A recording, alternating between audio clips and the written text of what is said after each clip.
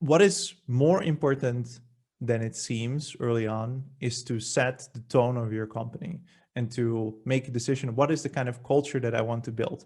And the best way to do that is to set values very early on. Even if it feels silly right now to say, like, these are our values, these are the things we care about.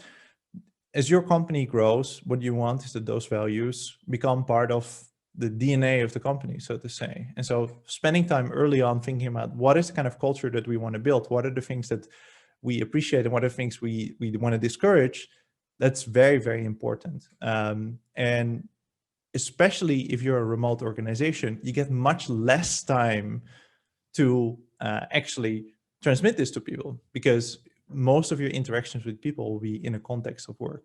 And so setting the tone very early on is that this is the kind of company that we want to run is very important. And the way to do this in a remote organization is to have a company handbook and just literally write them down. So if you don't have this, you should start it today, because it's very helpful to start writing things down, even your early thinking. Have a central place of organization. We like to call it like a single source of truth.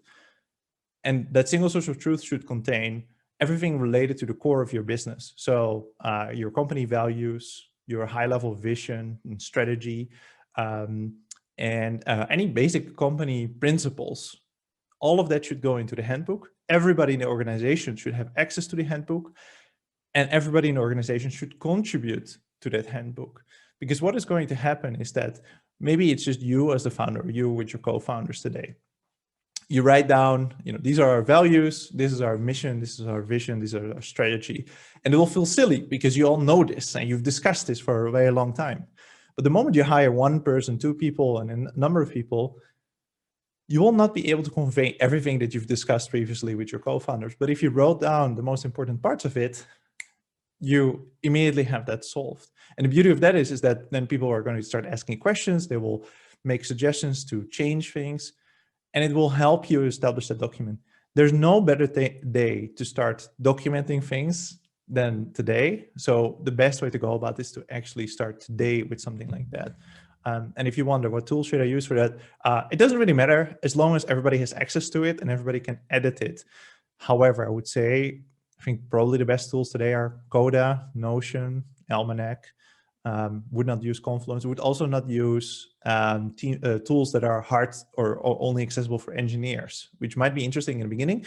But as your company expands and you hire, people in other functions than engineering, for example, it becomes much harder for them to also contribute to them. And that is ultimately what you want, that people contribute to this and expand this body of work. It also just solves a really simple part of like, this is our mission, this is our vision, and this is the strategy that we're going to follow. And if that changes, then we just update it there. And a good policy to have around these kind of things is to first change it in the handbook and then communicate it across the organization. So that if you speak to everybody in the organization, you say, well, we made an adjustment to our strategy, and you can already find it written out in the handbook in case you're not listening to me or you want to recap of that. That's a really good start of doing those kind of things.